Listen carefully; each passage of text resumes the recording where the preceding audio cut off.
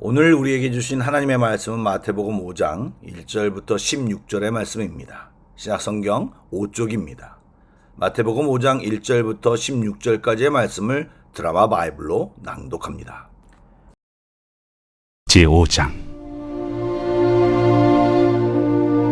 예수께서 무리를 보시고 산에 올라가 앉으시니 제자들이 나온지라 입을 열어 가르쳐 이르시되 심령이 가난한 자는 복이 있나니 천국이 그들의 것이며 애통하는 자는 복이 있나니 그들이 위로를 받을 것이며 온유한 자는 복이 있나니 그들이 땅을 기업으로 받을 것이며 의에 줄이고 목마른 자는 복이 있나니 그들이 배부를 것이며 긍휼히 여기는 자는 복이 있나니 그들이 긍휼히 여김을 받을 것이며 마음이 정결한 자는 복이 있나니 그들이 하나님을 볼 것이며 화평하게 하는 자는 복이 있나니 그들이 하나님의 아들이라 일컬음을 받을 것이며 의를 위하여 박해를 받은 자는 복이 있나니 천국이 그들의 것임이라.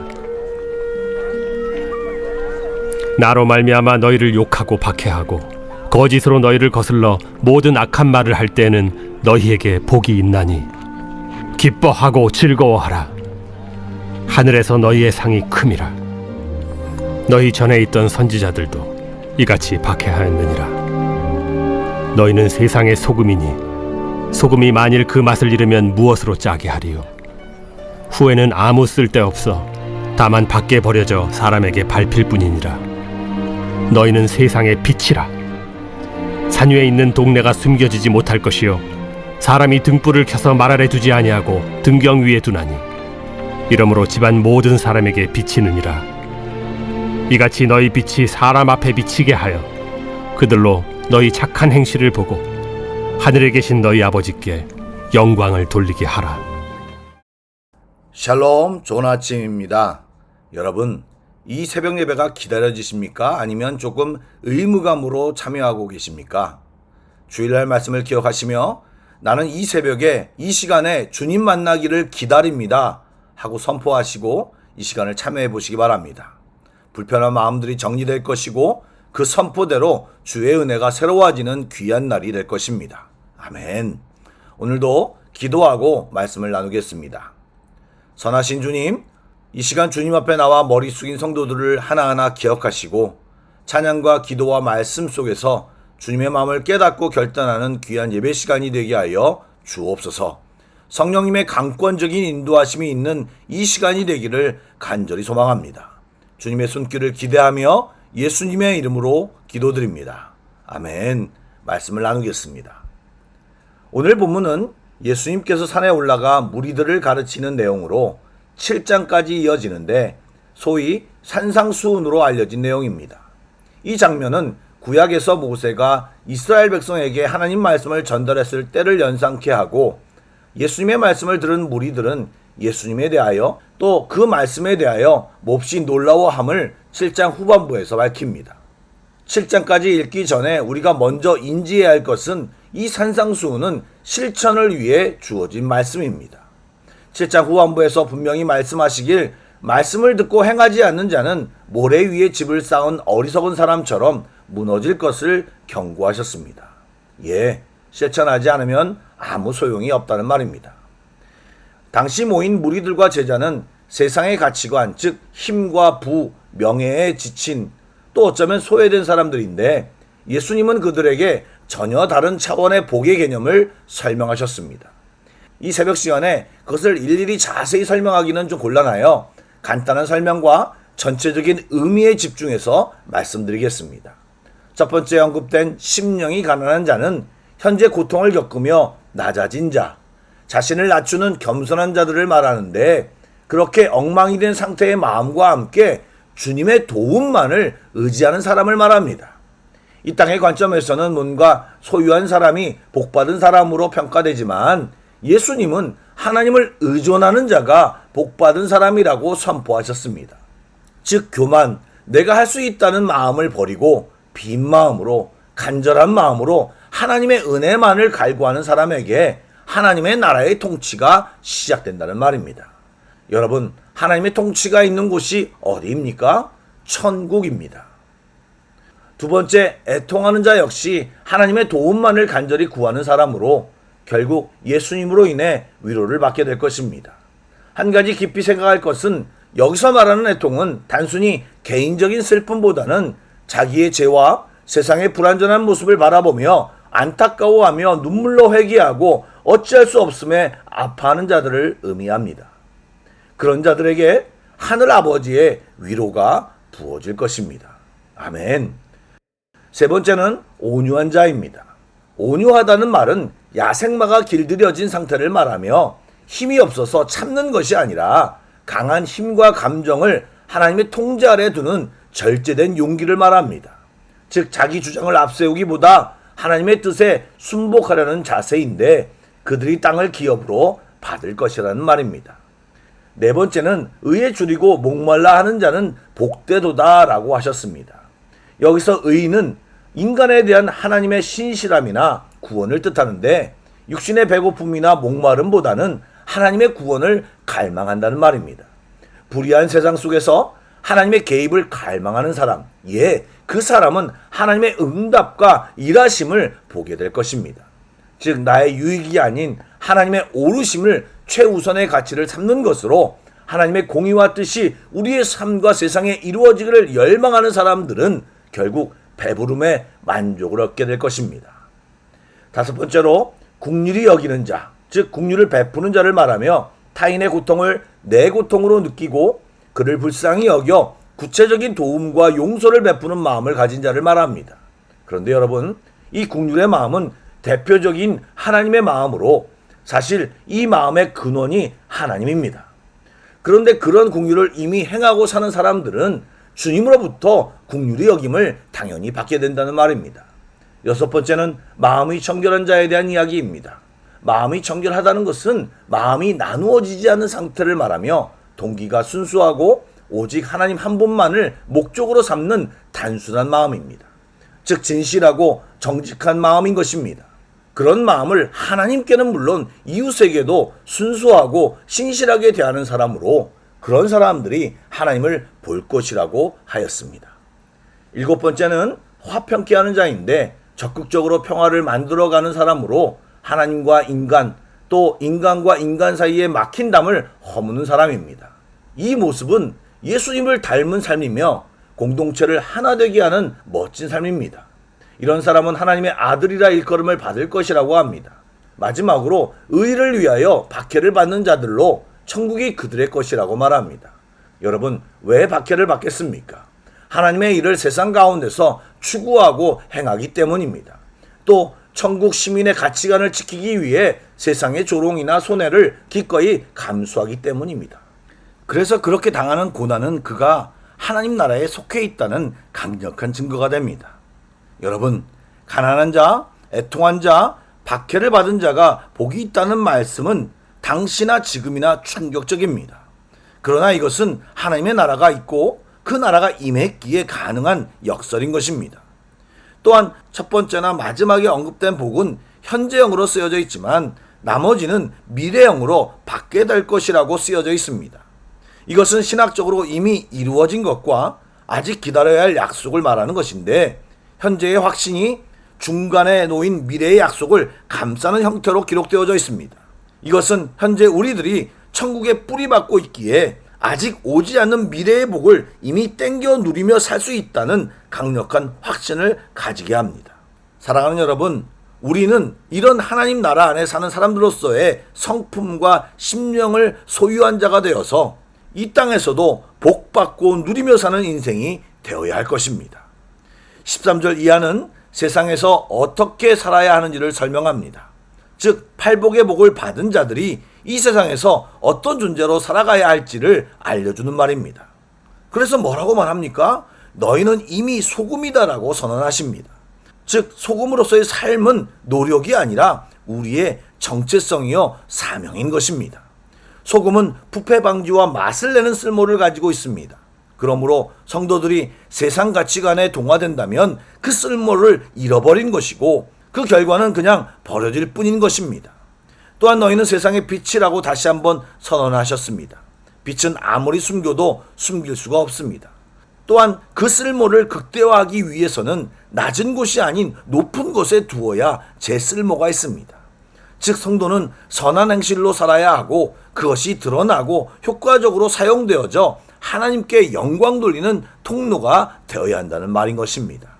사랑하는 여러분, 세상은 강한 자, 세상의 죄화를 움켜쥔 자를 복받았다고 말하지만 성경은 하나님을 의지하고 하나님과 함께하는 자를 복 있다라고 말하였습니다. 팔복을 묵상하시고 이런 성품, 심령을 갖는 주의 성도들이 다 되어 복 있는 성도들로 살아가시길 주님의 이름으로 축복합니다. 아울러 착하게 살아가는 사람 이전에 예수의 생명을 가진 자로 이 땅에서 빛과 소금 되어 예수님을 드러내며 하나님께 영광 돌리는 삶을 살아내는 우리 모두가 되길 주님의 이름으로 축복합니다. 아멘. 기도하겠습니다. 사랑의 주님, 우리는 주의 자녀요 성도입니다. 세상과 동화되어 세상에 영향받는 사람들이 아니라 주의 복받은 자들로서 어떻게 살아가야 하는지, 어떤 복을 받고 살아야 하는지를 알리며 그 중심에 예수님이 있음을 증거하고 예수님을 전파하는 삶을 살게 하여 주옵소서. 예수님 붙들고 그분이 걸어가신 길을 뒤따르는 우리 모두가 되기를 소망하오며 예수님의 이름으로 기도드립니다. 아멘.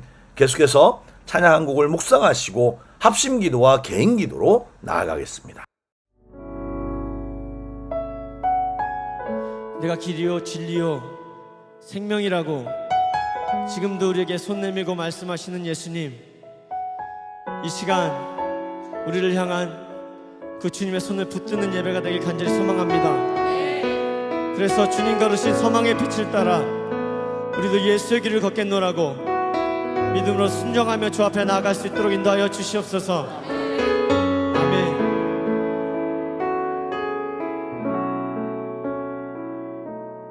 안개 속에서 주님을 보내 아무도 없을 것 같아 그곳에서 손 내미셔서 나를 붙드네 길 잃고 쓰러져가던 그곳에서 안개 속에서